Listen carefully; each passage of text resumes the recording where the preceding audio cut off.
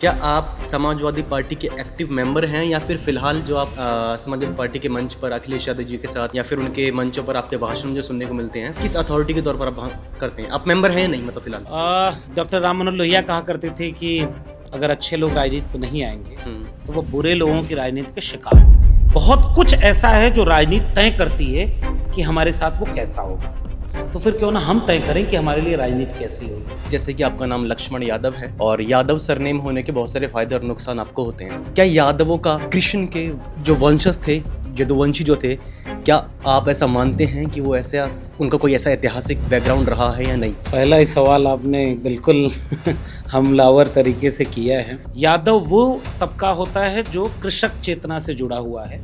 आपको भी ये बात अच्छे से मालूम है कि आने वाले समय पर मैं प्रेडिक्शन कर पा रहा हूँ कि आपको यादवों के वोट बैंक की बहुत ज़रूरत पड़ने वाली है। ठीक है, ये बात आपको माननी पड़ेगी। आपको नहीं लग रहा कि आपके इस जवाब से आप अपने आप को नुकसान दे रहे हैं? अगर वोट बैंक की चिंता करते तो वो वाला जवाब देते जिससे ज़्यादा आसानी से वोट मिल जाता, और वो जवाब बहुत आसान है। हाँ। कोई भी भावनात्मक जवाब देना चुनावी राजनीति के लिहाज से सबसे आसान है। समाजवादी पार्टी जब भी सत्ता में कभी आती है या सत्ता में नहीं होती हुई भी, उनका ज़्यादातर जो काम होता है ना सोसाइटी में से कास्ट खत्म करने को नहीं होता है। वो बात करती है क्लास खत्म करने की, लेकिन कास्ट खत्म करने की बात क्यों नहीं करते हैं? हमारे सामने आरएसएस देश में सबसे बड़ी चुनौती है, इसलिए मैं उस चुनौती को देख रहा हूँ जो एक वैचारिक चुनौती है, और वैचारिक चुनौती को वैचारिक पटखनी मिलेगी। आप सोचिए कि कथावाचक जो बीजेपी के एजेंडे पे काम करता है, संविधान विरोधी बात कहता है कि हिंदू राष्ट्र बनना चाहिए देश में, संविधान विरोधी बात है ना? बिल्कुल है। वो कथा में कहता है। बिल्कुल है। फिर कहता है मुसलमान ऐसे होते हैं, एकदम मुसलमानों के खिलाफ वो बात बोलता है जो आरएसएस और बीजेपी बोलती है। फिर उसके बाद वो कहता है आरक्षण खत्म होना चाहिए। सारा उसका विचार बीजेपी और आरएसएस वाला है। तो वो कथा कह रहा है धर्म की कि बीजेपी की? वो कथावाचक किस बात का? मस्खरी करता है। आप बिस्कुट क्या क्या भरा है? मैं क्या बताऊं, धर्म के आस्थावान लोगों को खड़ा हो जाना चाहिए। अरे ये हमारा मजाक उड़ा रहा है। पर्सनल सवाल है, मैं चाहता हूँ कि आप इसका जवाब सोच समझ कर दें। आप आम कैसे खाते हैं? अच्छा। मैं आम बहुत कम खाता हूँ।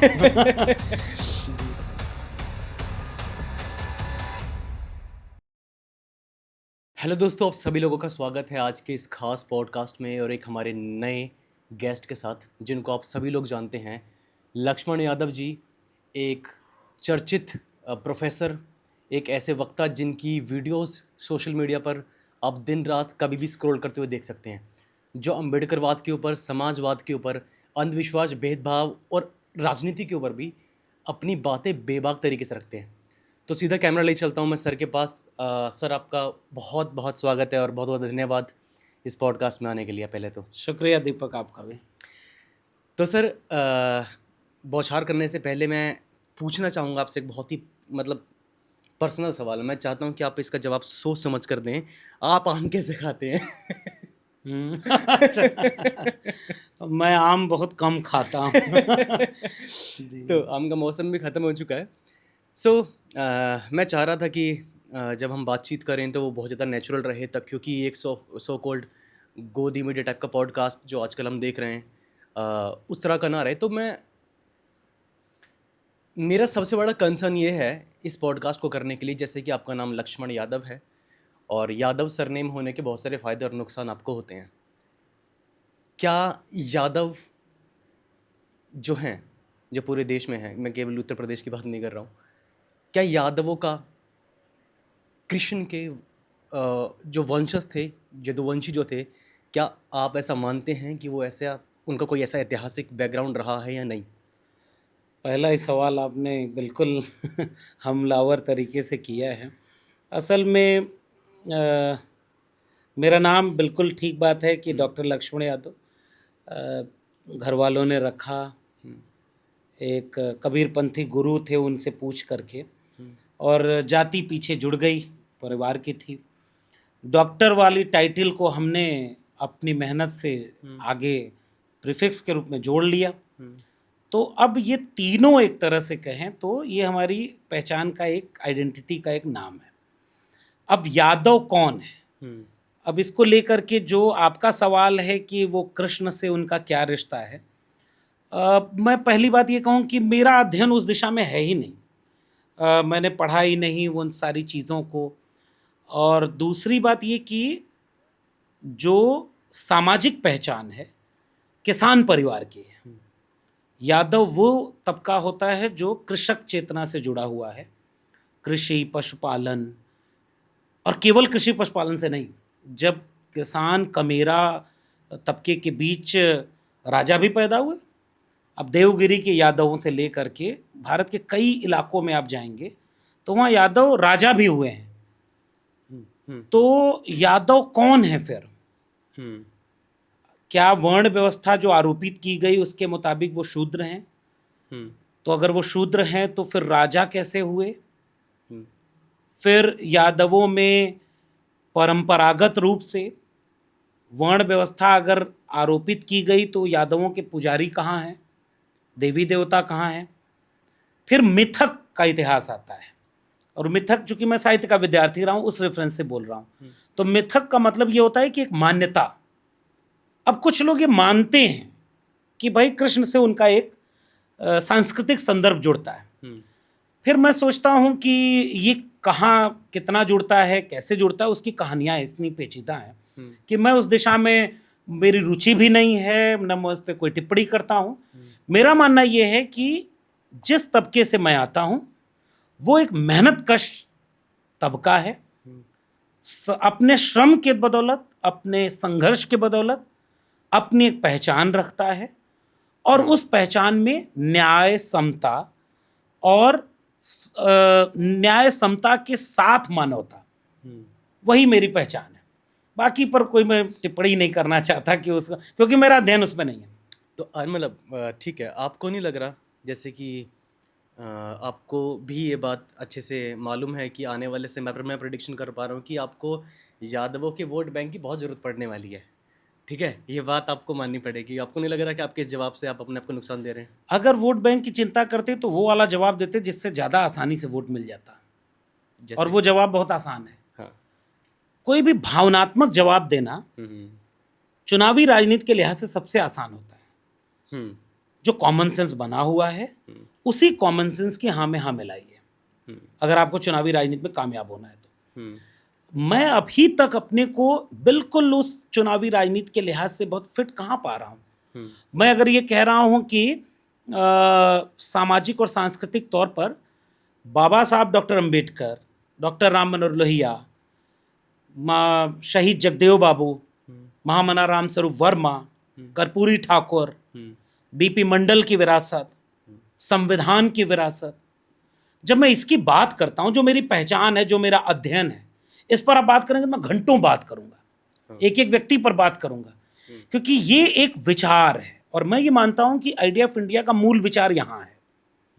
कबीर, रैदास, पलटू दादू, भीखा, बुल्ले शाह, बाबा फरीद, चोखा मेला, नारायण गुरु, गुरु नानक, गुरु घासीदास, मुझे लगता है कि ये हजारों साल के इतिहास में हमने यहाँ कुछ अर्जित किया है। इस रास्ते बात करना हमेशा मुश्किल होगा चुनावी राजनीति के लिहाज से, लेकिन हाँ, मैं चाहता हूं कि समाज मेरा तैयार हो जाएगा तो वोट बैंक की चिंता किए बिना विचार के आधार पर भी वोट मिलेगा, और विचार के आधार पर भी कुछ बेहतर किया जा सकता है। अब आपने एक्सेप्ट कर ही लिया इस चीज़ को कि भाई हाँ, वोट बैंक की आपको चिंता है या नहीं है, मतलब कि ये बात तो पक्का है कि आप पॉलिटिक्स में आने के बारे में अपना पूरा प्लान बना लिया है। तो पहला मेरे को इस चीज़ को कंसर्न है, क्या आप समाजवादी पार्टी के एक्टिव मेंबर हैं, या फिर फ़िलहाल जो आप उन समाजवादी पार्टी के मंच पर अखिलेश यादव जी के साथ या फिर उनके मंचों पर आपके भाषण जो सुनने को मिलते हैं, वो किस अथॉरिटी के तौर पर आप करते हैं? आप मेंबर हैं या नहीं, मतलब फ़िलहाल? डॉक्टर राम मनोहर लोहिया कहा करते थे कि अगर अच्छे लोग राजनीति में नहीं आएंगे तो वो बुरे लोगों की राजनीति के शिकार होंगे। भगत सिंह अपने लेख में विद्यार्थी और राजनीति में, जिसको सबको पढ़ना चाहिए, कहते हैं कि विद्यार्थी हर वो चीज़ हर एक सजग नागरिक को करनी चाहिए जिसका असर उसके ऊपर पड़ता है। राजनीति का सबसे ज़्यादा असर हमारे ऊपर पड़ता है। बहुत कुछ ऐसा है जो राजनीति तय करती है कि हमारे साथ वो कैसा होगा, तो फिर क्यों ना हम तय करें कि हमारे लिए राजनीति कैसी होगी। तो राजनीति से मुझे कोई दुराव नहीं है, कोई गुरेज नहीं है, और मौका मिला तो चुनावी राजनीति की अगर बात आप कर रहे हैं तो चुनाव भी लड़ा जाएगा, एक बात। दूसरी बात ये कि किस पार्टी से लड़ेंगे, कहाँ लड़ेंगे, कैसे लड़ेंगे, फिलहाल मेरे पास इसका कोई जवाब नहीं है। तुरंत की मेरी किसी परियोजना में अभी ये शामिल भी नहीं है। मैं चाहता हूँ कि जिस विचार की लड़ाई को मैं आगे बढ़ा रहा हूँ, उस विचार की परंपरा जो हजारों साल के भारत के इतिहास में न्याय के संघर्ष की है, समानता के संघर्ष की है, और मूलतः वो मानवता की परंपरा है, मैं उसमें कुछ ऐड करके उसको आगे बढ़ा सकूं। कल और आएंगे नगमों की खिलती कलियां चुनने वाले, हमसे बेहतर कहने वाले, तुमसे बेहतर सुनने वाले। तो हम एक परंपरा में पड़ाव मात्र हैं। हमसे पहले बहुत शानदार लोग हुए, हमारे बाद भी होंगे। अभी तो हम अपनी भूमिका वहाँ तलाश रहे हैं। आखिरी बात ये कि समाजवादी पार्टी की बात है तो इसमें कोई छिपाने जैसी बात नहीं है। एक विचारधारा के तौर पे समाजवादी पार्टी जहाँ आज खड़ी है, पीडीए, उस पीडीए के विचार में मुझे इस हजारों साल के उसी विचार की प्रतिबिंब नजर आ रहे हैं जो मेरा मूल विचार है, न्याय और समता का विचार। वहां वो नजर आ रहा है तो मैं उनके साथ खड़ा हूं, और उस विचार के साथ खड़ा हूं जो न्याय और समता की बात कर रहा है।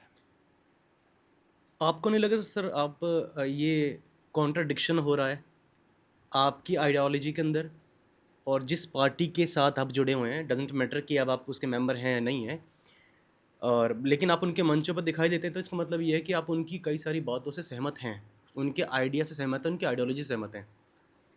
जहाँ अम्बेडकर बाद कास्टिज्म ख़त्म करने की बात कर रहा होता है, सोसाइटी में से कास्ट लेस सोसाइटी की बात कर रहा है, और वहीं जो समाजवाद है जहाँ पर जो जिस पार्टी से सपा एसोसिएट करती है, वो बात करती है क्लास ख़त्म करने की। और ये बात हमने इसको ग्राउंड पे भी देखा है। समाजवादी पार्टी जब भी सत्ता में कभी आती है या सत्ता में नहीं होती हुई भी, उनका ज़्यादातर जो काम होता है ना सोसाइटी में से कास्ट ख़त्म करने को नहीं होता है। वो बोलेंगे कि भाई इक्वालिटी इन अपॉर्चुनिटी मिल जाए हमको, इक्वालिटी इन एजुकेशन मिल जाए हमको, इक्वालिटी इन इकोनॉमी मिल जाए और स्टेटस मिल जाए, लेकिन कास्ट ख़त्म करने की बात क्यों नहीं करते हैं?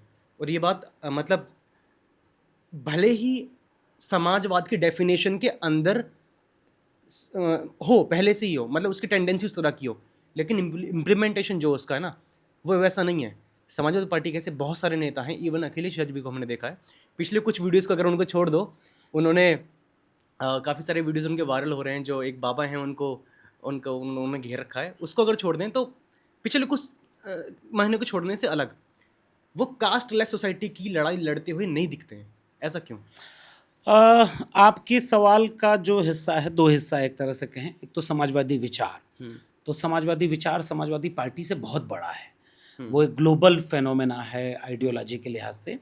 और यूरोपीय देशों में समाजवाद किस तरह से आया, आखिरी व्यक्ति की बात करना और इक्वलिटी की बात करना, समानता की बात करना, संपन्नता की बात करना, समानता के साथ संपन्नता की बात करना, भारत में उसका एक अलग संस्करण है। मतलब दुनिया में जो समाजवाद है हूबहू भारत में वैसा नहीं है। उसके सबसे बड़े आइकॉन जेपी लोहिया, अगर इनकी बात करें तो उसमें राम मनोहर लोहिया सबसे बड़े आइकॉन है मेरी नज़र में। और डॉक्टर राम मनोहर लोहिया बहुत मौलिक चिंतन से समाजवाद को न्याय, समता और संपन्नता के विचार से जोड़ते हैं।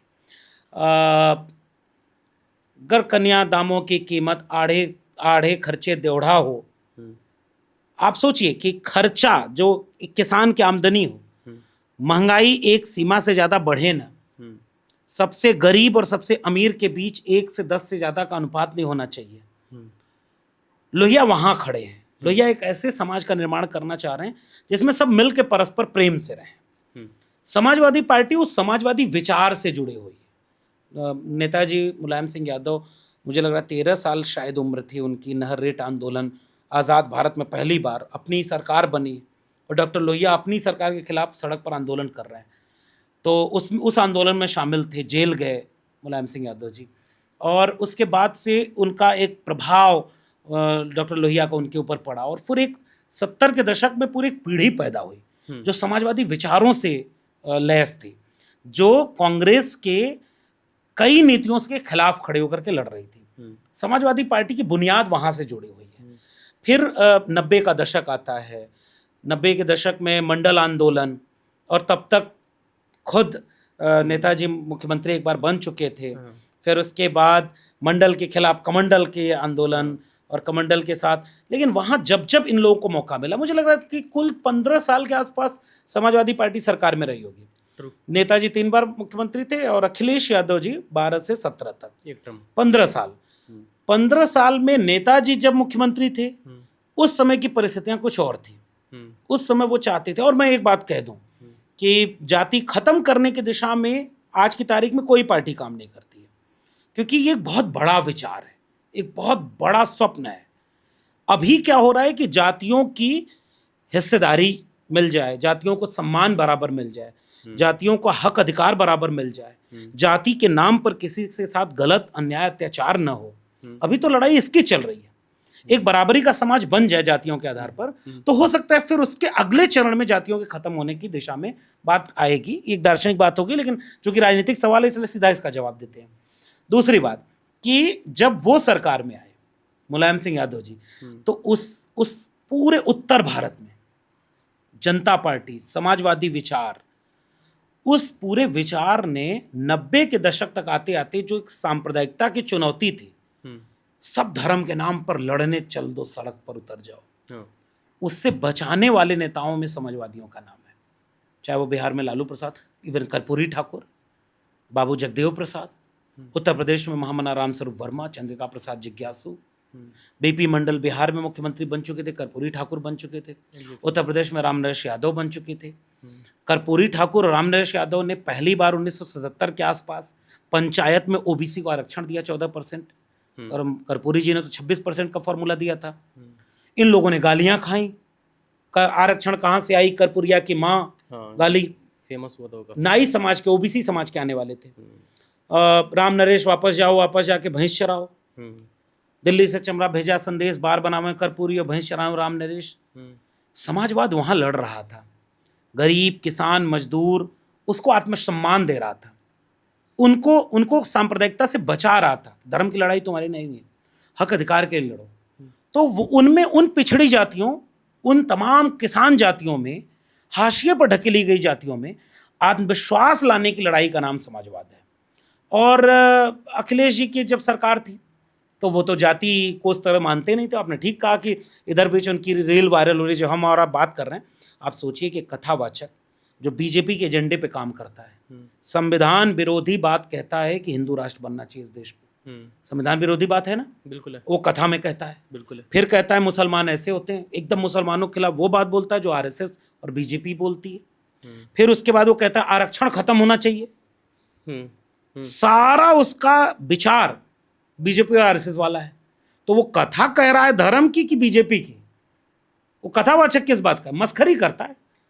आप बिस्कुट क्या क्या भरा है, मैं क्या बताऊं। धर्म के आस्थावान लोगों को खड़ा हो जाना चाहिए। अरे ये हमारा मजाक उड़ा रहा है। एक लड़का खड़ा होकर कहता है कि गुरुजी पूजा कहाँ से शुरू करूं, तो कहता है कहाँ से शुरू करूं, महाराष्ट्र से कर दो।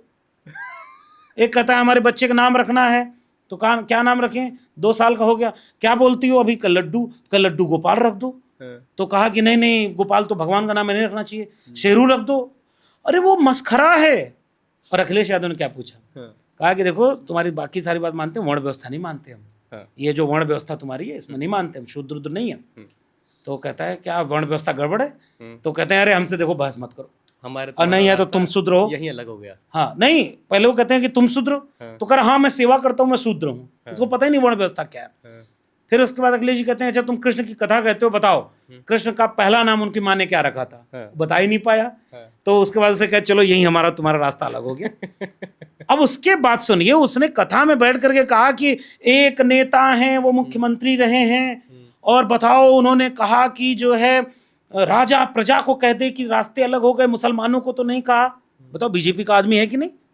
वो प्रजा एक तो है नहीं, वो कथावाचक है, वो जबलपुर से आया है, पिता भी पुजारी थे। उसके बाद पता नहीं लोग क्या क्या कहानी कहते हैं सोशल मीडिया पे, मैं बहुत मानता नहीं कि ट्रक के खलासी थे कि नहीं थे, मुझे उसका ज्ञान नहीं है, इसलिए मैं उस पर कोई टिप्पणी नहीं करूंगा। वो मस्खरी करते हो भाई, तुम क्या शास्त्रों में क्या बात लिखी है? तुम शास्त्र पढ़े नहीं, तुम रील्स के वायरल मटेरियल हो। गोबर में अगर गेहूं का दाना जो है उसको खाओ तो बच्चा पैदा होता है। पढ़ाओगे? कितने लोग अपने घरों में बच्चों को यही सब कथा सुनाएंगे? अरे गरीबों कमजोरों के लिए यही सब करवाते हैं। अखिलेश यादव आज की तारीख में जब मैं उनके साथ खड़ा हूं, वो बड़े नेता हैं, वो 25 साल से राजनीति में हैं, वो बात करते हैं कि पीडीए के लोगों को न्याय मिलना चाहिए, सम्मान मिलना चाहिए, हक अधिकार मिलना चाहिए, और एक ऐसा बराबरी का समाज बनना चाहिए जो लोहिया और अंबेडकर के विचारों पर चले और संविधान के आधार पर चले। ये सारे कथावाचक इसके विरोध में है कि नहीं? एग्जैक्टली। तो हम आज के अखिलेश यादव, आज की समाजवादी पार्टी या आज के सामाजिक न्याय के विचार के साथ यहां खड़े हैं, जो न्याय और समता की बात करता है। और न्याय समता, जिसमें समता की चाह नहीं वह बढ़िया इंसान नहीं, मैं पूरे देश के मंचों पर ये बोलता हूं, क्योंकि ये हमारा इतिहास रहा है। समता बिना समाज नहीं, बिन समाज जनराज नहीं। एक जमाने में इसकी लड़ाई लड़ी गई। सन सोपा ने बांधी गांठ, पिछड़ा पावे 100 में 60, डॉक्टर राम मनोहर लोहिया ने नारा लगाया था। और फिर जगदेव बाबू रामस्वरूप वर्मा ने उस नारे को आगे बढ़ाया कि 100 में 90 शोषित हैं, शोषितों ने ललकारा है, धन धरती और राजपाट में 90 भाग हमारा है, 10 का शासन 90 पर अब नहीं चलेगा। मान्यवर कांशीराम ने उसे 85% की बात की थी, 85-15। हम आज अखिलेश यादव को देख रहे हैं, वो 90% की बात कर रहे हैं। जिस 90% में गरीब है, दुखी है, कमजोर है, हाशिए पर ढकेला हुआ व्यक्ति है, उसके साथ एक नेता खड़ा है, संविधान हाथ में लेकर, बाबा साहब अम्बेडकर की। मुझे इस जगह पे लगता है कि ये वो विचार है जिसके साथ आप खड़े हो सकते हैं। मैं उसी पर आ रहा हूँ, मैं उसी चीज़ के ऊपर आ रहा हूँ। आप वो लक्ष्मण यादव नहीं हैं जो 2014 में हुआ करते थे, ठीक है? 2014 से लेकर 2020 तक की आपकी जो मैंने जर्नी को देखा है, लगभग 22-23 तक भी और आज भी। लेकिन मैं स्टार्टिंग की जो बात करूँगा, स्टार्टिंग की फेज़ की, जिस टाइम बहुत ज़्यादा लोग आपको पहचानते नहीं थे, आपने अपना नाम कमाया, आपने अपना फेम कमाया बाबा साहब अम्बेडकर की विचारों को लेकर, आपने बहन जी का नाम लेकर, डॉक्टर अम्बेडकर के कास्टलेस सोसाइटी की बात को लेकर। लेकिन आप खड़े हो गए जाकर सपा के मंच पर, ऐसा क्यों? इसका आधा जवाब तो अभी दे दिया, और फिर मैं इसको थोड़ा और व्यवस्थित कर बीएसपी क्यों नहीं? मतलब मैं वही पूछना चाह रहा हूँ, बीएसपी क्यों नहीं, सपा ही क्यों? इसका एक सवाल मेरे मन में उठता है कि जब एक विचार बहुत बड़ी चीज़ होता है। मिसाल के तौर पर जब आप कहेंगे कि डॉक्टर अंबेडकर, तो डॉक्टर अंबेडकर मेरे लिए एक व्यक्ति नहीं, एक विचार है। एक ऐसा विचार जिसमें मुझे लग रहा है कि पिछले हजारों साल के संघर्ष, जो न्याय के लिए संघर्ष हुआ हो, समता के लिए हुआ, उस संघर्ष का एक पड़ाव है। अपने पीछे के हजारों साल के संघर्ष को समेकित किया उन्होंने। तथागत बुद्ध को अपना गुरु मानते हैं, संत कबीर को मानते हैं, और महात्मा फूले को मानते हैं। अब 2-2.5 हजार साल का इतिहास इसमें आ गया। बुद्ध से प्रज्ञाशील करुणा, मैत्री, मानवीय मूल्य, कबीर से पाखंड अंधविश्वास का विरोध, और एक ऐसा समाज का निर्माण जिसमें मानव केंद्र में हो। तुम कद बाबन हम कद सूद, हम कद लोहू तुम कद दूध, एक बूंद ते सब उत्पन्ना, कौन बाबन कौन सूदा। कबीर, काकर पातर जोर की मस्जिद लई चुनाए, ताचड़ मुल्ला बाग दे क्या बहरा हुआ खुदाए, पाहन पूजे हर मिले तो मैं पूजूं पहाड़, ताते ये चाकी भली पीस खाए संसार। कबीर आइडिया ऑफ इंडिया के कोर में है, बुनियाद में एक नींव की तरह है कबीर। बाबा साहब उनको अपना गुरु मानते। मैं सबसे ज्यादा किसी शख्स से पिछले 2.5-3 हजार साल के इतिहास में सबसे ज्यादा अगर प्रभावित हूं तो वो संत कबीर से। मुझे लगता है कि मतलब वो एक ऐसा विचारक, ऐसे संत, ऐसे गुरु, मतलब क्या दुनिया ऐसी बावरी पाहन पूजे जाए। अब देखिए कबीर क्या लिखते हैं, आज अगर बोल दें तो मैं तो अभी बोल रहा हूं क्योंकि कबीर पर बैन नहीं है, वरना 2-4 FIR मुकदमा तो मेरे ऊपर हो जाए। सही बात। माटी का एक नाग बनाकर पूजे लोग लुगाया, और जिंदा नाग जब घर में निकले ले लाठी दौड़ाया। अभी तो कुंभ हुआ है, मैं तो यूपी से आता हूँ, वहाँ के मुख्यमंत्री बोलते हैं कि इतने करोड़ लोग डुबकी लगा लिए। मरने वालों की संख्या नहीं बता पाते, लेकिन डुबकी लगाने वालों को बता लेते हैं कितने लोग भगदड़ मारे गए। इसकी अभी भी आधिकारिक घोषणा नहीं है। BBC की रिपोर्ट कहती 82 लोगों का, 82-80 के आसपास है, और सरकार 30 से आगे गई नहीं। और कबीर क्या लिखते हैं, अगर मछली ना तरी जिसका गंगा में ही घर है, ये मैं नहीं कर रहा हूँ, अगर मुंडन करने से मोक्ष मिलता तो भेड़ को मुंडन सबसे ज्यादा होता है, उसको मिल जाता। मगरमच्छ और मछली और कछुए तो उसी नगदी में रहते हैं, वो क्यों नहीं तर गए। तब कबीर लिखते हैं कि माला तो कर में फिरे जीभ फिरे मुख माई, और मनवा तो 34 फिरे यह तो सिमरन नाय। कबीर कलयुग कठिन है, साधन चीन्हे कोय, और कामी क्रोधी मस्खरा तिहका आदर होए। अब रील्स में वायरल वाले बाबाओं को, कथावाचकों को नहीं लीजिए। अगर आपका बच्चा परीक्षा में पास होने लायक नहीं है तो बेल पत्री पर शहद लगा के फला जगह लगा दो, पास हो जाएगा। तो स्कूल क्यों खुलवाए हो फिर?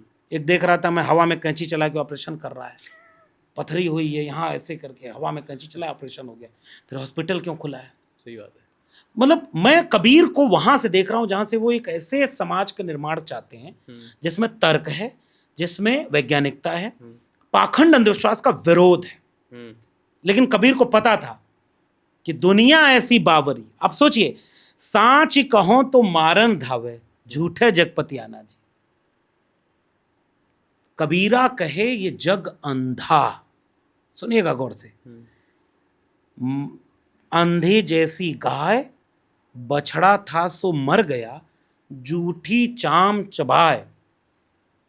गांव में हम लोग किसान परिवारों के हैं, अगर गाय भैंस के बच्चे पैदा होते ही जल्दी मर जाते थे तो कई बार ऐसा होता था कि उनकी खाल में भूसा भर के सामने रखा जाता था ताकि वो दूध दो सके। वो उसको अपने चमड़े को उसको चाटती रहती थी, उसको लगता था मेरा बच्चा है। अच्छा। कबीर यहाँ आपको कबीर कहाँ ले जा रहे हैं? और इसलिए मैं कह रहा हूँ, कस्तूरी कुंडल बसे मृग ढूढ़े बन माय, और ऐसे घट घट राम है दुनिया देखे ना आए। उस कबीर को बाबा साहब अपना गुरु मानते हैं। उस कबीर को जिसने ये बात साफ कही कि मन ऐसा निर्मल भया जैसे गंगा नीर, और पीछे पीछे हर फिरे कहत कबीर कबीर। मैं वहां खड़ा हूं, देखिए मैं उसी विचार पर खड़ा हूं। और महात्मा फूले को बाबा साहब ने अपना गुरु माना, शिक्षा की जोत जलाने वाले, स्कूल खोलने वाले, वंचितों शोषितों शूद्रों अति शूद्रों को न्याय दिलाने की लड़ाई लड़ने वाले महात्मा फूले, सत्य शोधक समाज की बात करने वाले। 3000 साल के इतिहास में 3 लोग बाबा साहब ने अपना गुरु माना, और बाबा साहब ने संविधान के रूप में हमें एक रास्ता दे दिया। तो बाबा साहब एक बहुत बड़े विचार का नाम है। अगर अब आते हैं राजनीतिक सवाल पर कि बाबा साहब की बात करते करते आपको बसपा में जाना चाहिए, तब सपा में चले गए। पहली बात की ये है कि विचार का रिश्ता है। आज समाजवादी पार्टी साफ तौर पर कहती है कि हमारे 2 आइकॉन हैं, एक डॉक्टर अंबेडकर, एक डॉक्टर लोहिया। तो वहां भी तो अंबेडकर हैं। इसका पहला जवाब ये। दूसरा जवाब कि अगर बाबा साहब का नाम लेकर के केवल एक पार्टी बनी होती तो ये सवाल मैं वाजिब मानता कि वो पार्टी केवल बसपा है और कोई दूसरी पार्टी ऐसी बनी ही नहीं जो बाबा साहब का नाम लेके काम करती हो। मानवर कांशीराम, थोड़ा इतिहास में चलते हैं ना। मानवर कांशीराम नागपुर महाराष्ट्र में नौकरी करते थे, DRDO में। वहाँ जाकर देख रहे हैं कि जो बाबा साहब की अपनी कर्म क्षेत्र है, वहाँ उन्होंने जो पार्टी बनाई रिपब्लिक पार्टी ऑफ इंडिया, उनके जाने के बाद उसी में कितने टुकड़े हो गए। दलित पैंथर बना, उसके कितने टुकड़े हुए। नामदेव ढसाल तो शिवसेना के साथ चले गए, रामदास अठावले बीजेपी के साथ चले गए। दलित पैंथर के बाकी जो ओरिजिनल लोग थे अभी भी कहीं और हैं। रिपब्लिक पार्टी ऑफ इंडिया के कितने टुकड़े हुए, बुद्धिस्ट सोसाइटी ऑफ इंडिया कितने टुकड़े हुए। कौन कहेगा किसको कि तुम ओरिजिनल हो कि मैं डुप्लीकेट। मानवर कांशीराम नाराज हुए महाराष्ट्र के लोगों से, वहां लोगों को एकजुट करके उसी पार्टी को आगे बढ़ाना चाह रहे थे, बाबा साहब की विचार को। और वहां नाराज होकर के वो लौटे, पंजाब में नहीं कामयाब हो पाए। 32% वहां पॉपुलेशन शेड्यूल कास्ट की, और उत्तर प्रदेश में कामयाब हो गए। और मुझे याद है कि महाराष्ट्र के लोगों ने मुझे बताया कि मानवर कांशीराम जब बहन जी को मुख्यमंत्री बनवा ले, मैं बहन जी सम्मान से कहता हूँ, उनको जब मुख्यमंत्री बनवा ले गए तो महाराष्ट्र ले गए और हाथ उठा करके कहा कि तुम महाराष्ट्र के लोगों किस चीज़ में लड़ते रह गए, और मैं यूपी से देखो पहला दलित मुख्यमंत्री बना। पहले एक और दलित मुख्यमंत्री थे, लेकिन विचारों के आधार पर आदरणीय मायावती जी, वो मानवर कांशीराम क्या कर रहे थे, एक अलग पार्टी बना रहे थे, DS4 बाम से बसपा, जबकि कई पार्टियां अम्बेडकरवादी पहले से थी। अब आज की तारीख में कहते हैं चंद्रशेखर आजाद किसको अपना आइकॉन मानते हैं। मैं उसी चीज़ के ऊपर आने वाला था। आप ना, एक तो ये है कि आपके साथ पॉडकास्ट करने का मुझको नुकसान ये है कि आप बहुत अच्छे प्रवक्ता हैं और मुझे पता है कि आप सवालों को बहुत जल्दी यहाँ से वहाँ घुमा दोगे। नहीं, मैं क्लियर जवाब दूंगा। आपकी शादी हुई, जिस समय आपकी शादी, आपने अपने सोशल मीडिया पर पोस्ट वगैरह डाला था, अखिलेश जी आपके पास आए थे, आपके पास मनोहर मौर्य जी आए थे, चंद्रशेखर रावण आपके सब पास आए थे। आप सबके पास थे, ठीक है, क्या मैं इसको ये क्यों ना समझूं कि आपको राज्यसभा का लालच नहीं है, इस वजह से सिर्फ इस वजह से आपने सपा ज्वाइन नहीं करी, वरना बाबा साहब के नाम पर तो जो एक अच्छा खासा मूवमेंट जो मतलब चलाया और अच्छा खासा अगेंस्ट जो बोले कास्टिज्म के खिलाफ, वो चंद्रशेखर रावण ने भी बोला था। तो फिर बीएसपी नहीं तो फिर एएसपी क्यों नहीं? हाँ ठीक बात है। मैं वही पहली चीज तो ये स्पष्ट हो गई हाँ। कि जो लोग ये कहते हैं कि अंबेडकर बाबा साहब की बात करने वाले लोग जब तक बसपाई नहीं होंगे तब तक वो अंबेडकरवादी भी नहीं होंगे। ये मेरा कहना नहीं है, लेकिन मैं उसका जवाब दे रहा हूँ, लोगों को ऐसा लगता है। हाँ। तो इसका एक मैंने जवाब तथ्य के साथ दिया कि इस देश में बसपा के बाहर भी बहुत ईमानदार अंबेडकरवादी लड़ रहे हैं, काम कर रहे हैं और मेहनत कर रहे हैं। उनका भी सम्मान होना चाहिए। एक बात, उसका एक उदाहरण मैं यहीं से दे रहा था और ठीक किया आपने, उस जवाब के साथ सवाल को जोड़ लिया। उत्तर प्रदेश को ही अगर बात करें, चंद्रशेखर आजाद उत्तर प्रदेश से सांसद हैं, जहां बसपा के कोई सांसद नहीं। एक जमाने में बसपा राष्ट्रीय पार्टी थी। बसपा क्यों राष्ट्रीय पार्टी से शून्य सांसद पे गई, इसका विश्लेषण बसपा के लोग बेहतर कर सकते हैं। अगर उमाशंकर सिंह की अपनी भूमिका को छोड़ दें तो शून्य विधायक भी हैं बसपा के। 2012 तक जिस पार्टी की मुख्यमंत्री थे, जो इतनी बड़ी पार्टी थी जिसका पूरे देश में जनाधार था, आज भी होगा, लेकिन वो पार्टी कहां पहुंच गई इसका मूल्यांकन बसपा के लोग करें, मैं उस पर टिप्पणी नहीं करूंगा। फिर चंद्रशेखर आजाद का एक उभार होता है जिसके कई कारण हो सकते हैं, उसका विश्लेषण भी अलग से किया जा सकता है। विचारधारा में हम तो इन सब के साथ थे और आज भी हैं। चंद्रशेखर आजाद जी हमारे शादी में हमारे घर पे आए, हम लोग जाने कितने कार्यक्रम एक साथ एक मंच पर किए हैं। आगे भी मौका मिलेगा। विचार की लड़ाई आज भी साथ में खड़े होकर लड़ी जाएगी। विचारधारा पे स्वामी प्रसाद मौर्य जी जहां लड़ रहे थे वो वही विचार, अखिलेश यादव वही विचार। अब सारे लोग जहां वैचारिक रूप से हैं, मेरा मानना है कि न्यूनतम सहमति पर हम लोग एक होना चाहिए। और जब जब मौका मिला, हम लोग तो वो लोग हैं, जब 13 पॉइंट रोस्टर आया तो उसके खिलाफ लड़ने वाले, दिल्ली विश्वविद्यालय में आंदोलन करने वाले हम लोग वो लोग थे। कई विरोधियों को एक साथ एक मंच पर खड़ा करते थे। 31 जनवरी 2018 को जब हमने दिल्ली में जंतर मंतर पे एक बड़ा आंदोलन भारत बंद के साथ, भारत बंद तो खैर 5 मार्च को हुआ था, 31 जनवरी को एक बहुत बड़ी रैली की थी।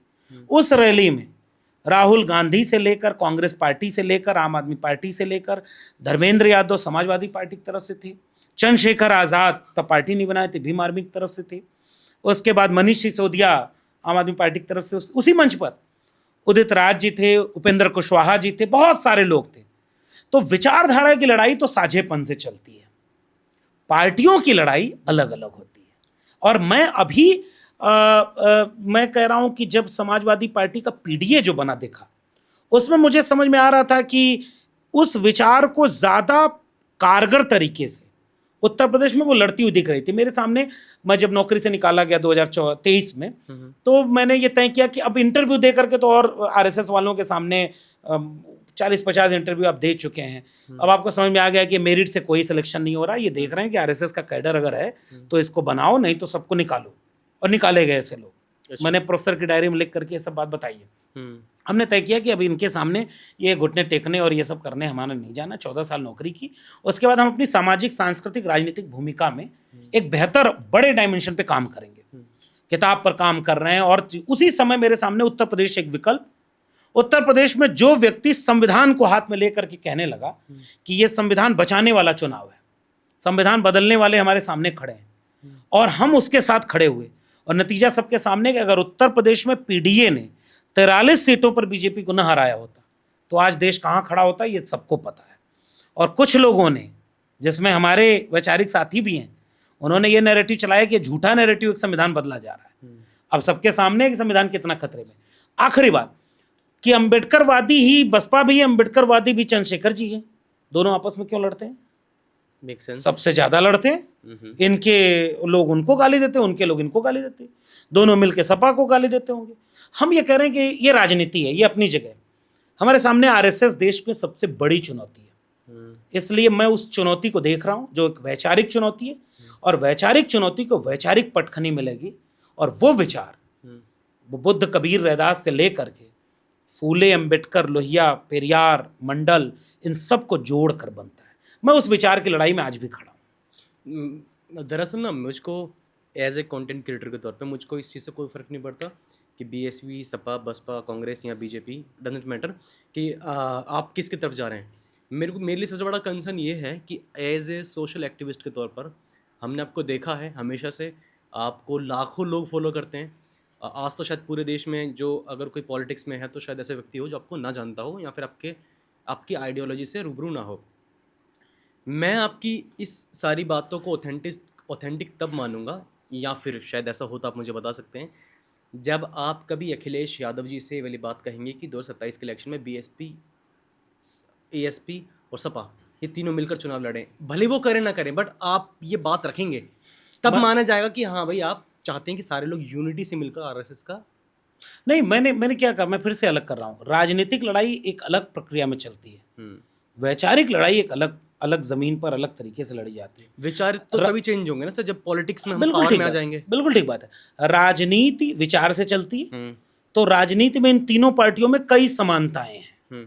Azad Samaj party, Bahujan Samaj party, Samajwadi party. समाजवाद, अंबेडकरवाद, आप देखेंगे कि लगभग एक ही चीज है।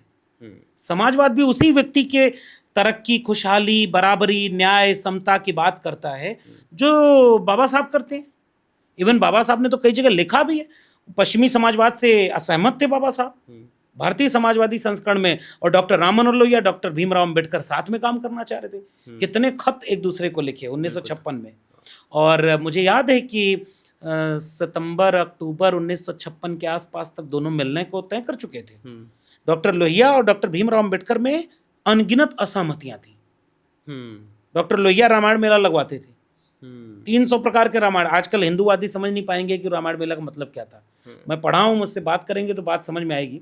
वो रामचरित मानस वाले राम की बात नहीं करते थे। अच्छा, वो 300, अभी A.K. रामानुजन की किताब है 300 रामायणाज, इतने तरह की राम कथाएं हैं। वो कहते थे सारी राम कथाओं को लोक में जाने दो, हर तरह की कथा को। तो धर्म को लेकर के उनका एक अलग दृष्टिकोण था, बाबा साहब का अलग दृष्टिकोण था। दोनों की अपनी लोकेशन अलग थी, दोनों का अपना नजरिया अलग था। फिर दोनों एक साथ क्यों हो गए? डॉक्टर लोहिया ने डॉक्टर अंबेडकर को लिखा, हम आपसे मिलना चाहते हैं और हम दोनों एक साथ काम करना चाहते हैं। डॉक्टर अंबेडकर ने डॉक्टर लोहिया को लिखा कि हम चाहते हैं कि रिपब्लिक पार्टी ऑफ इंडिया का वो खाका बाबा साहब खींच रहे थे, और डॉक्टर लोहिया कह रहे थे कि समाजवाद हम दोनों मिल करके लड़ेंगे। दोनों का तय हो गया। फिर डॉक्टर लोहिया की तरफ से 2 मित्र आए, बाबा साहब से मिले, डॉक्टर लोहिया नहीं मिल पाए। और जब मिलना तय हो गया था, कुदरत ने हमसे डॉक्टर अंबेडकर को छीन लिया। तो वो जो एका थी, वो जो गठबंधन था जिसको आज आप कह रहे हैं, वो गठबंधन तो हमारे विचार में है नंबर 1। जब आप बुद्ध, कबीर, रैदास, पलटू दादू से लेकर फूले, अंबेडकर, लोहिया तक आते हैं तो समाजवाद, अंबेडकरवाद सब एक है। एक बात तो विचार में हम एक हैं।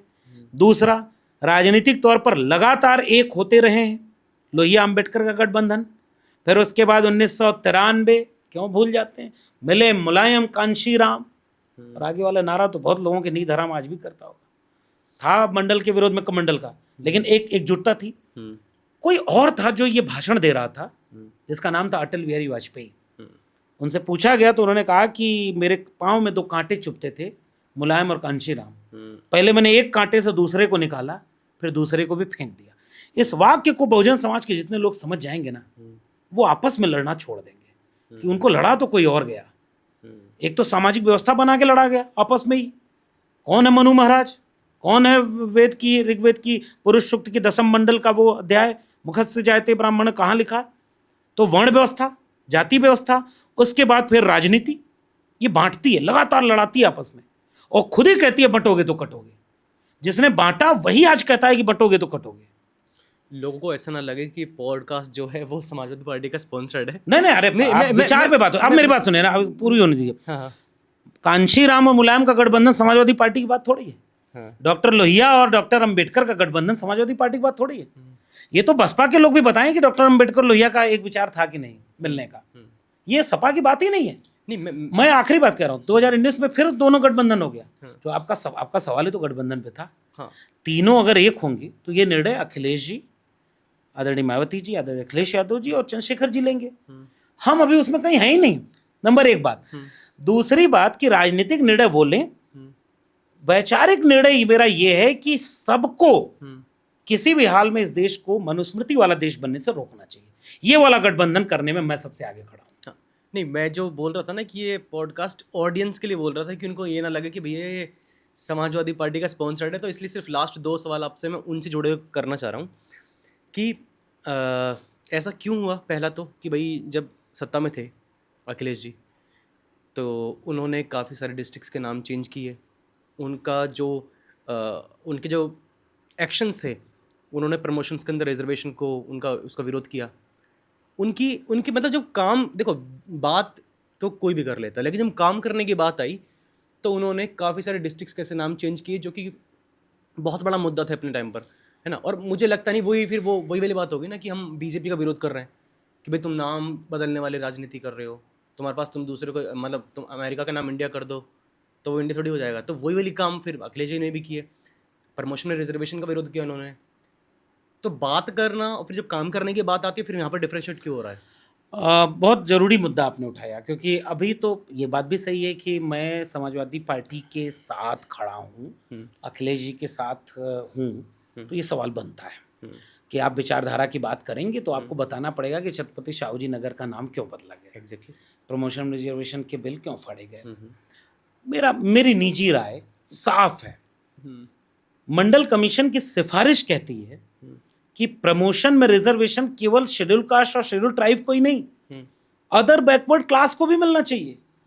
उन्होंने साफ लिखा है कि अगर प्रमोशन रिजर्वेशन नहीं देंगे तो ये जो कल्चरल हेजमनी वाले वर्चस्ववादी लोग होते हैं ना, मुट्ठी भर लोग, वो आगे नहीं बढ़ने देंगे। और आज वही हकीकत हो रहा है कि आप एक लेवल प्लेइंग एंट्री हो रही है, फिर भी प्रमोशन में कोई कैबिनेट सेक्रेटरी नहीं पहुंच पा रहा है। मेरा मानना है कि प्रमोशन में रिजर्वेशन होना चाहिए और शेड्यूल कास्ट शेड्यूल ट्राइब के साथ ओबीसी को भी होना चाहिए, क्लियर कट।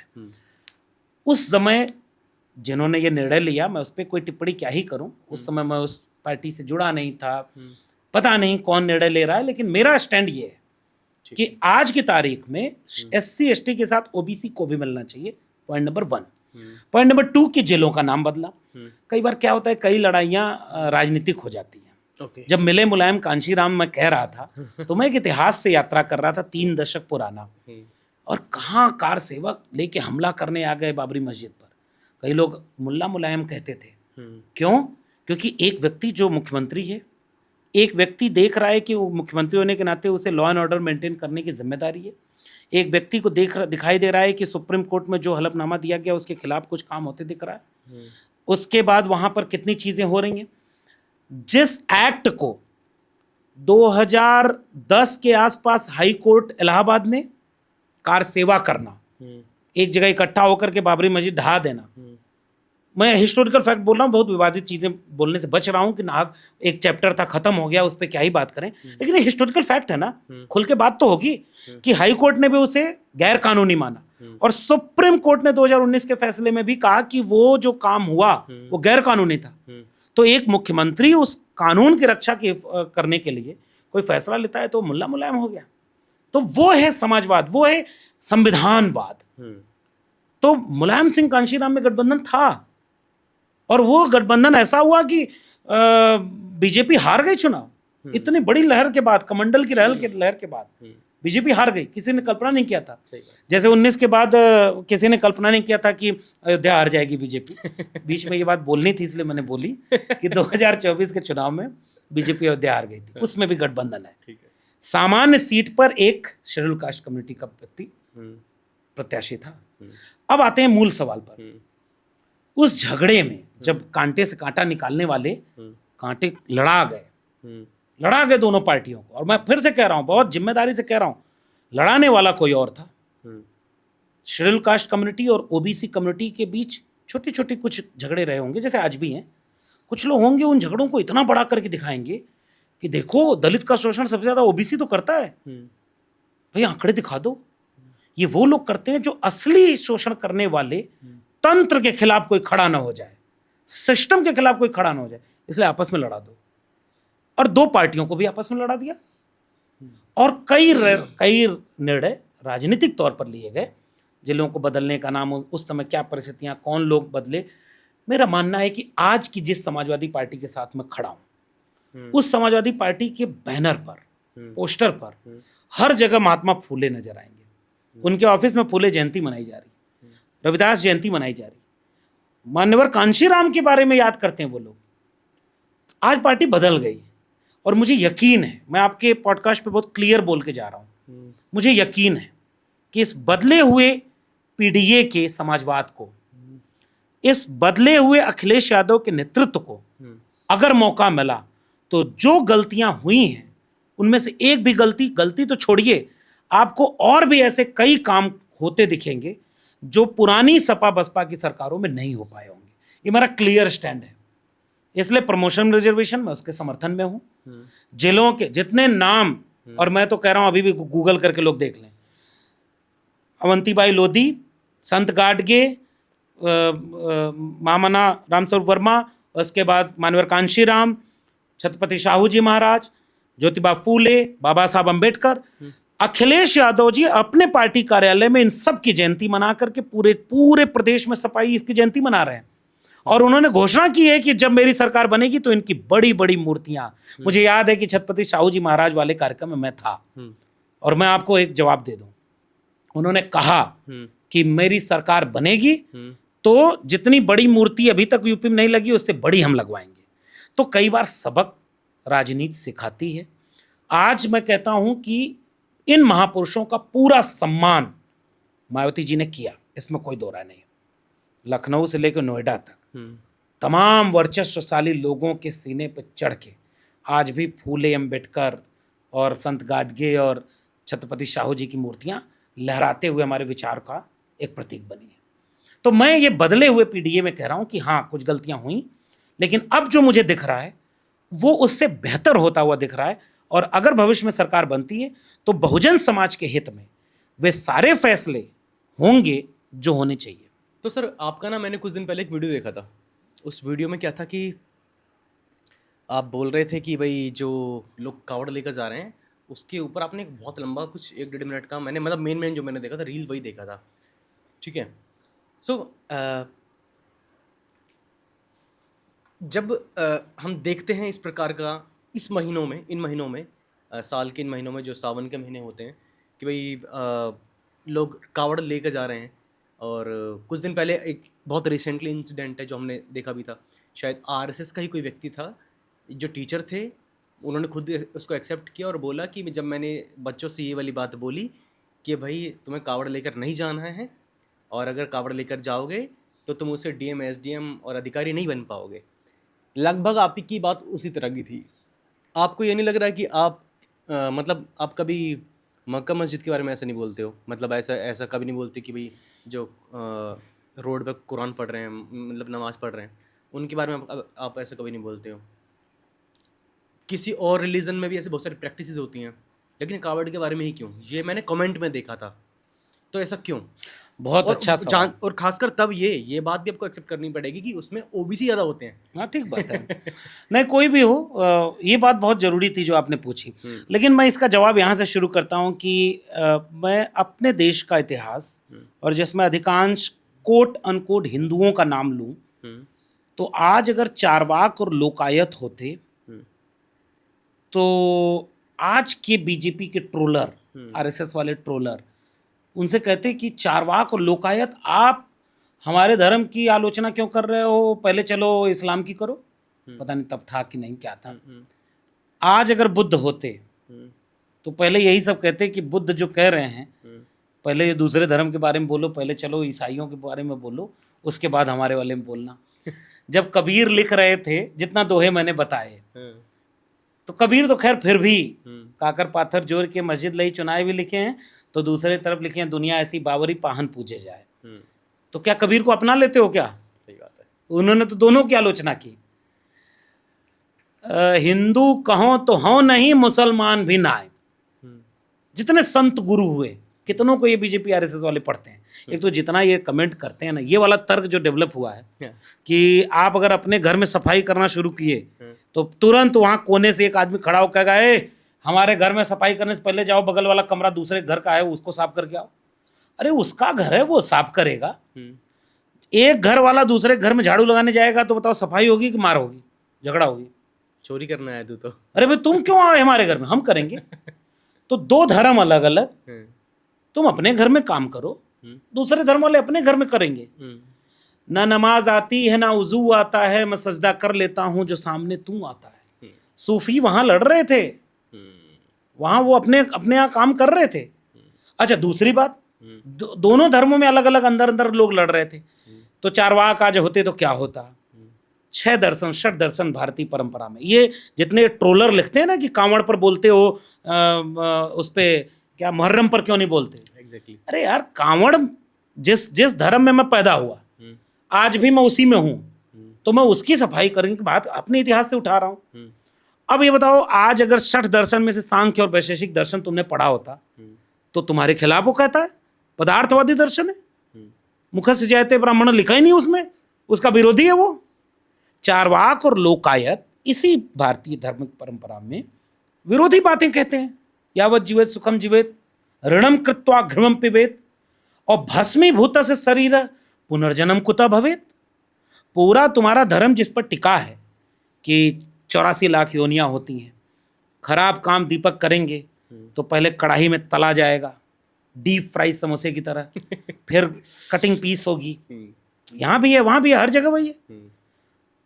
ये बात चारवाक और लोकायत ही नहीं मानते, और दोनों हिंदू थे। बुद्ध नहीं मानते, बुद्ध ना आत्मा न मानते ना ईश्वर मानते। आज अगर बुद्ध होते तो ये सारे ट्रोलर कहते अरे तुम कैसे नहीं करते, पहले ईसा मसीह के खिलाफ बोल के दिखाओ, तब ये कहना तुम पढ़े नहीं। अच्छा चलो और आगे बढ़ो, तुम कबीर को नहीं पढ़े, तुम रैदास को नहीं पढ़े, गुरु नानक को पढ़े। शब्द में ही सब कुछ है। आज सब लेके दौड़ा लेते लाठी, अरे शब्द में कैसे सब है?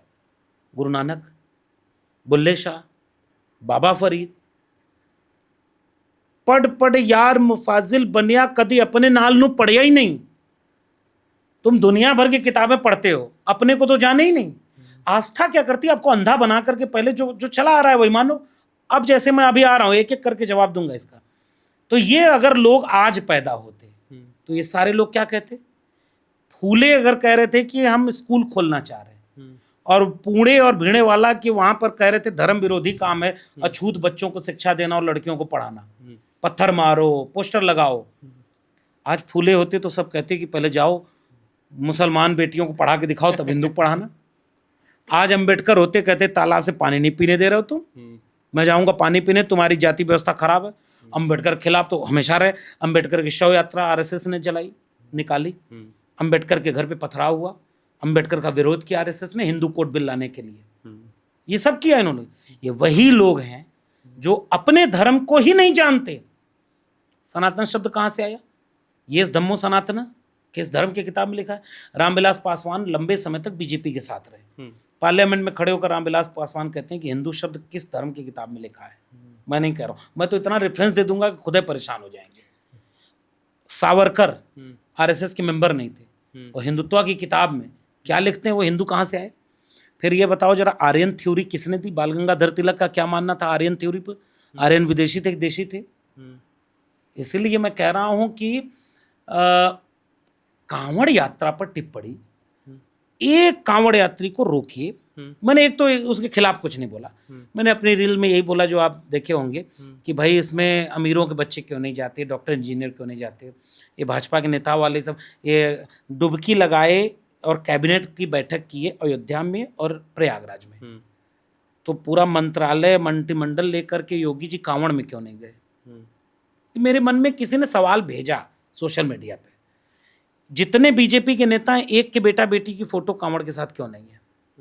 अबे धर्म विरोधी तो बात नहीं है भाई। नहीं भाई, मैं विरोधी नहीं कर रहा हूं, मैं कर रहा हूं जाओ कांवड़। मैंने उस वीडियो में भी बोला कि वो तो और हेलीकॉप्टर से फूल बरसा रहे हैं कि बेटा जा कांवड़ में जा, फिर ये कर फिर वो कर। 69,000 शिक्षक भर्ती में नौकरी मांगने अगर तू आया ये कहते हुए कि आरक्षण घोटाला यूपी में होगा, लाठी बरसाई जाएगी। तुम्हारा आरक्षण खत्म किया जाएगा, तुम्हारे स्कूल बंद किए जाएंगे, स्कूल मांगने जाओगे तो मुकदमा कर दिया जाएगा। अब चुनना तुमको है। अब एक आखिरी बात, ये कांवड़ यात्रा का जो आज दृश्य है किस धर्म में लिखा है, किस किताब में लिखा है? सेंस किसी को नहीं पता होगा, मैं बताता हूँ। वेदों में इसका कहीं कोई जिक्र नहीं है। पुराणों में, स्कंद पुराण में काशी कांड और हरिद्वार 2 प्रखंड मिलते हैं। इन प्रखंडों में मिलता है कि गंगा जल जो शिवलिंग पर चढ़ाएगा उसे पुण्य मिलेगा। स्कंद पुराण और कहीं नहीं है इसका जिक्र। बस एक ही जगह। कैसे चढ़ाएगा, काशी और हरिद्वार 2 प्रसंगों में ये प्रसंग मिलता है। कैसे चढ़ाएगा, क्या करेगा, ये परंपरा में डेवलप हुआ।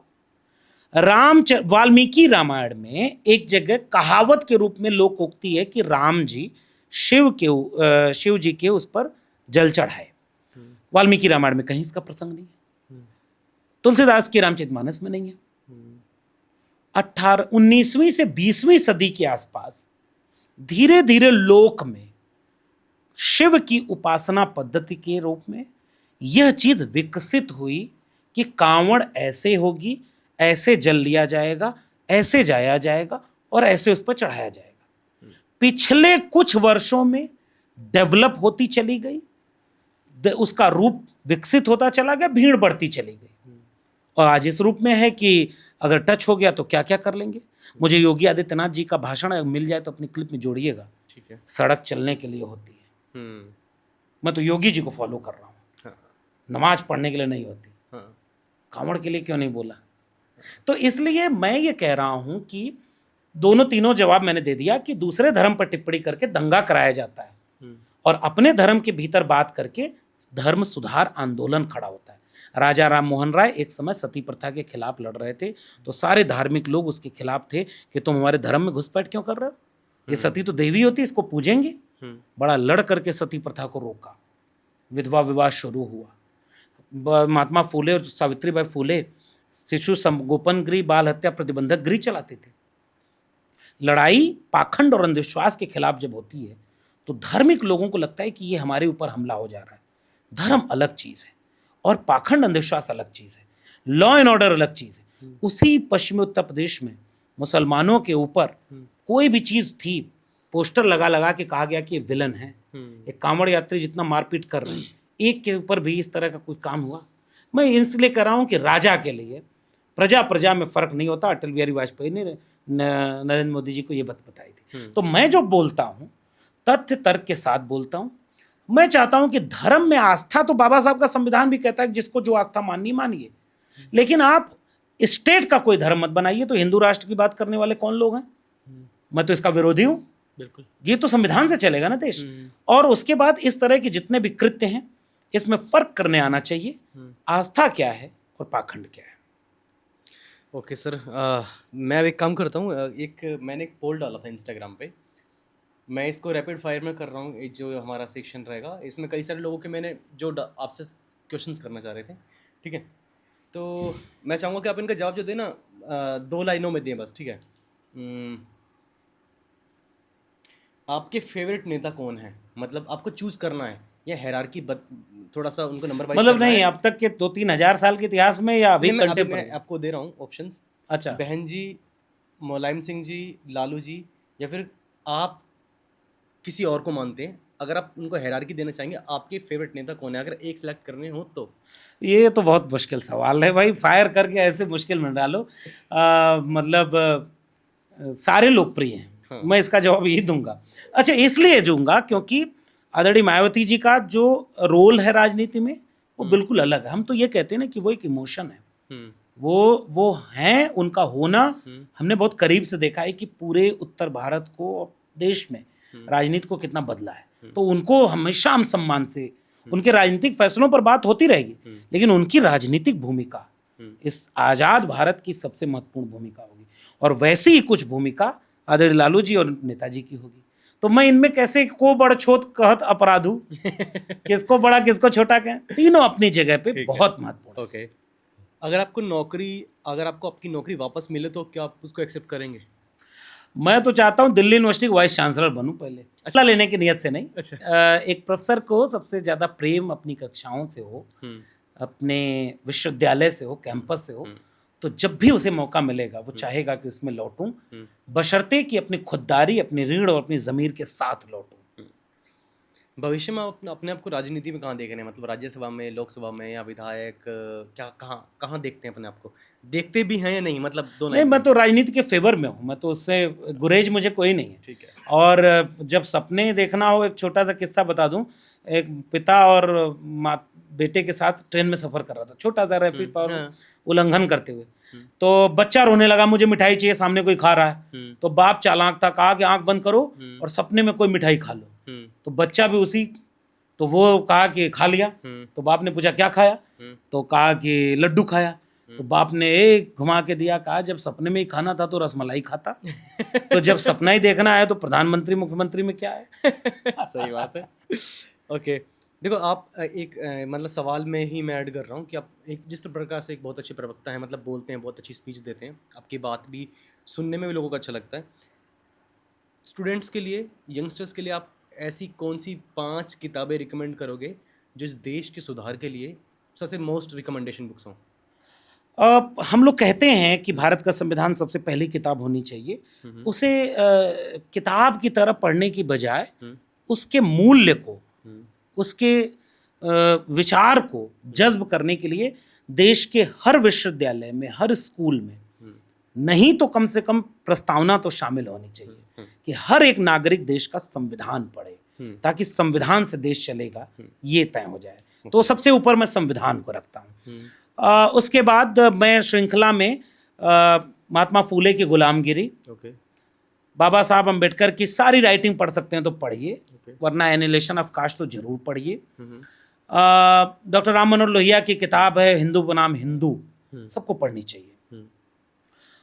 उसके बाद एक किताब जो सबको पढ़नी चाहिए, जैसे सेपियंस, एक मेरी प्रिय किताब है, युवाल नोआ हरारी की, एग्जैक्टली, उसको पढ़नी चाहिए। मानव सभ्यता के इतिहास में कई तरह की ग्रंथियां खुलेंगी कि कहा कुछ, बताया कुछ और हकीकत कुछ और है। आखिर में मैं चाहूँगा कि साहित्य की कोई भी किताब पढ़ें। आज के देश के नौजवान में तो पहला पैगाम यही दूंगा कि भैया कलम और किताब हाथ में रखो। हथियार देने वाले बहुत मिलेंगे, हथियार से तुम्हारा कल्याण नहीं है, तो जो किताब मिले सब पढ़ लेना। मैं तो चाहता हूँ बंच ऑफ थॉट भी पढ़ो। एग्जैक्टली, मैं गोलवलकर, एडगवार, सावरकर सबको पढ़ो, मनुस्मृति भी पढ़ो। पढ़ोगे नहीं तो जानोगे कैसे कि तुम्हारे बारे में उसमें क्या लिखा है। तो इसलिए, और आखिरी में 5वें पायदान पर मैं चाहता हूं कि 2 सेगमेंट रखूं, समूह। किसी भी उस आइकॉन की जीवनी जरूर पढ़ो जो मानवीय मूल्यों को इस देश और दुनिया का सबसे बड़ा स्वप्न देखता हो, और कविताएं पढ़ो। एक मेरा लास्ट सवाल है और इसके बाद हम इसको चर्चा को यहाँ पर बंद करेंगे। आप आजकल कौन सी किताब लिख रहे हैं, मतलब, और वो कब रिलीज होने वाली है? मतलब आपको पता कहाँ से चला कि मैं किताब लिख रहा हूँ? मुझको पता लग गया। नहीं, हम लोग इसलिए, जो आपकी आज की पूरी बातचीत रही, राजनीति बहुत कुछ प्रभावित करती, तो राजनीति हावी रही, लेकिन मैं अभी अपनी भूमिका सीधे चुनाव लड़ने में देखने की बजाय, मौका मिलेगा वो भी करेंगे, लेकिन मैं चाहता हूं कि ये वाली जो जगह खाली है बहुजन समाज के बीच आज की तारीख में, ऐसी कोई, मैं आपसे एक सवाल पूछ दूं कि मुझे जाति पर एक समझ बनानी है, कोई एक किताब बताइए। आप एक किताब नहीं बता पाएंगे। आप ये हो सकता है कि 4-5 किताबें बताएं, जैसे मुझसे भी आप पूछेंगे तो मैं भी ये करूंगा कि उन किताबों को मिला के। तो मेरा मन है कि जाति पर एक ऐसी किताब हो, गांव की मेड़ पर खड़ा हुआ एक किसान भी उसे पढ़ ले, और विश्वविद्यालय का एक रिसर्चर भी, और एक बेसिक समझ उसकी बन जाए। जाति जनगणना पर आप एक किताब खोजेंगे तो एक मिलेगी, 2010-11 में आई थी, दिलीप मंडल जी की। अभी वो कहीं और हैं, आज वो किताब भी नहीं है और वो भी नहीं है इस विचार के साथ, विचार के साथ है लेकिन दूसरी जगह है। लेकिन मेरे मन में ये है कि मैं उस पर कोई एक किताब मुकम्मल ढंग से, मैं आपसे पूछूं कि आप सामाजिक न्याय क्या है, सामाजिक न्याय में फूले, अंबेडकर, पेरियार, लोहिया, इनको कहीं एक जगह बेसिक रूप से जानने को मिले, तो हमारे पास नहीं है कोई स्रोत, कोई एक किताब नहीं है एक ही जगह पर। मेरा ये एक मिशन है कि मैं कलम किताब से बना हूँ, विश्वविद्यालय में पढ़ाया हूँ, तो मैं इन किताबों पर काम करूँ। इन्हीं में से कोई एक किताब जल्दी आने वाली है। ठीक है सर, आपका बहुत बहुत धन्यवाद इस चर्चा में हमारे साथ जुड़ने के लिए, और उम्मीद करता हूँ कि आपकी आने वाली किताब भी हमको पढ़ने को मिलेगी, जिस प्रकार से प्रोफेसर की डायरी पढ़ने को मिली और हमने जाना कि किस प्रकार का स्ट्रगल आपने झेला है। और बाकी बहुत बहुत धन्यवाद इस पॉडकास्ट में आने के लिए sir. Thank you so much. बहुत धन्यवाद आपका। Thank you.